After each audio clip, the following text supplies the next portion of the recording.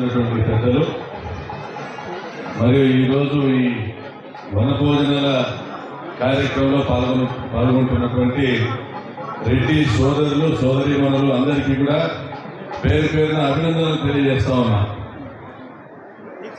నిజమే, మాది రాయలసీమలో మా క్యాస్ట్ సర్టిఫికేట్ మా కులం పేరు కింద కాపు అని ఉంటుంది.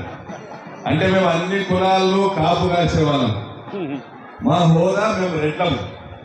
రెడ్డి అనేది ఒక కులం కాదు, ఇట్స్ ఎ బ్రాండ్, అదొక స్టేటస్. వెనుకబడిన వారిని, బలహీనుల పక్షాన నిలబడిన వారిని రెడ్డి అంటారు. ఆ విధంగా ఈ రాష్ట్రంలో స్వాతంత్రం తర్వాత 17 మంది ముఖ్యమంత్రులు అవుతే 10 మంది మన రెడ్డి సోదరులు ముఖ్యమంత్రులు అయ్యారు. ఎందుకంటే ఒక రెడ్డి ముఖ్యమంత్రిగా ఉంటే బీసీ, ఎస్సీ, ఎస్టీ మైనారిటీలను ఆర్థికంగా వెనుకబడినటువంటి అగ్ర వర్గాల వారికి అందరినీ కూడా హక్కును చేర్చుకొని పరిపాలన అందిస్తారనే రెడ్లకు పట్టం కడుతూ వచ్చారు ఆంధ్రప్రదేశ్ రాష్ట్రంలో, ఉమ్మడి ఆంధ్రప్రదేశ్ రాష్ట్రంలో, అదేవిధంగా మొన్నటి వరకు కూడా మన రాష్ట్రంలో 7 దఫాలు మాత్రమే ఇతర కులస్తులు ముఖ్యమంత్రిగా ఉన్నారు. అందులో 3 దఫాలు రామారావు గారు, వారి అల్లుడు చంద్రబాబు నాయుడు గారు, నాదెళ్ల భాస్కరరావు గారు ఉన్నారు. తెలుగుదేశం పార్టీ ముగ్గురు ముఖ్యమంత్రులు ఉన్నారు. నేను ఎందుకు చెప్తున్నానంటే మనమందరం ఒక తాటి మీద నడవాల్సిన అవసరం ఉంది. మొన్నటి వరకు కూడా ఏ గ్రామానికి వెళ్ళినా మీకు పథకాలు ఇచ్చారా, మీ ఇంటికి లక్షలు వచ్చాయా, మీ పిల్లల్ని చదువు తెప్పించుకుంటున్నారా అని గర్వంగా రోడ్లలో నడిస్తే ప్రతి ఊర్లోనూ ప్రతి వీధిలోనూ ఒక నమస్కారము, ఒక మందహాసము, ఒక పలకరింపు, నైనా కాఫీ తాగుతాం, మంచి తాగుతాం అనేటువంటి గౌరవం ఈ రెడ్లకు దక్కిందనేది మర్చిపోవద్దని మీకు అందరికీ తెలియజేస్తా ఉన్నా. కావచ్చు కొన్ని పొరపాట్లు జరిగిండొచ్చు. జగన్మోహన్ రెడ్డి గారు పెద్ద విశాల హృదయమైనటువంటి రెడ్డి కనుక మా రెడ్లు అర్థం చేసుకుంటారని కింది స్థాయిలో రెడ్లకు నాయకత్వం లేకుండా వాలంటీర్లకు ఇచ్చారనేటువంటి ఒక అభిప్రాయం ఉండిండొచ్చు, నిరుత్సాహం ఉండిండొచ్చు. కానీ ఈ రోజు పరిస్థితి గమనిస్తే రెడ్లు వేల కోట్ల రూపాయలు నష్టపోతా ఉన్నారు. వేలాది మంది రెడ్లు జైలుకి వెళ్ళేటువంటి పరిస్థితి ఉంది. అక్రమ కేసులు ఎదుర్కొంటా ఉన్నారు. చాలా సమస్యలు ఈరోజు మనం ఎదుర్కొనేటువంటి పరిస్థితి ఉంది. ఇది రాజకీయ ప్రసంగం అని అనుకోవచ్చు, కానీ మనం రెడ్లందరము కూడా గమనించాల్సింది మనలో ఐక్యత ఉండడము, మనం ఐక్యంగా ఉండి నాయకత్వాన్ని మన చేతుల్లో తీసుకోవడం అవసరమని ఈ రాష్ట్రం గుర్తించింది. కాబట్టి 10 సార్లు మనకు ముఖ్యమంత్రి పదవి ఇచ్చారనేది మర్చిపోవద్దని తెలియజేస్తా ఉన్నా. ఇక మా ప్రాంతంలో ఉన్నటువంటి చిన్న సమస్య మా సోదరి శంకులమ్మతో కూడా మాట్లాడా. రాయలసీమకు మీరు పిల్లలు ఇస్తారా అమ్మా? అమ్మాయిలు ఇస్తారా? అమ్మాయిలు ఇస్తారా? మీరు అనుకుంటున్నట్టు రాయలసీమలో ఏంటంటే అక్కడ బాంబులని కాదు, మనసు ఉన్నటువంటి దాతృత్వం కలిగినటువంటి గుట్టా వెంగళరెడ్డి గారు, అదేవిధంగా దాతృత్వంలో సైరా నరసింహారెడ్డి గారు, వైఎస్ రాజశేఖర రెడ్డి గారు, గొప్ప నీలం సంజీవ్ రెడ్డి గారు, యోగి వేమన గారు అందరూ కూడా రాయలసీమ నుంచి వచ్చిన వాళ్ళే.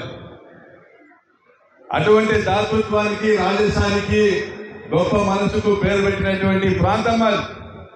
ఓ రెడ్డి ఇబ్బందుల్లో ఉన్నామంటే జేబులో ఎంత ఉంటే అంత ఇచ్చిపోయేవాడు రెడ్డి. మా రెడ్డి ఉంటే మాకు చాలంటే రొమ్ము విరుచుకొని పద నేను ఉన్నానని ముందుకు నడిచి ఆదుకునేవాడు రెడ్డి. అటువంటి రెడ్లు రాయలసీమ ప్రాంతంలో ఊరూరులో కనపడతారు. మా ప్రాంతంలో నాకు బహుశా ఇందాక మా బావమతి తేలపూర్ కృష్ణా జిల్లా నుంచి ఆయన కూడా నాతో పాటు వచ్చాడు. మనం మేడపాటి అన్ని కూడా నాతో పాటు వస్తూ మాట్లాడుతూ వచ్చాం. 30 సంవత్సరాలు దాటి పెళ్లి కాని రెడ్డి యువకులు చాలా మంది ఉన్నారు. అది మీ ప్రాంతంలో కూడా ఉన్నారా అని అడుగుతా ఉన్నా. మరి మా అక్క చెల్లెమ్మలందరూ నవ్వుతా ఉన్నారు.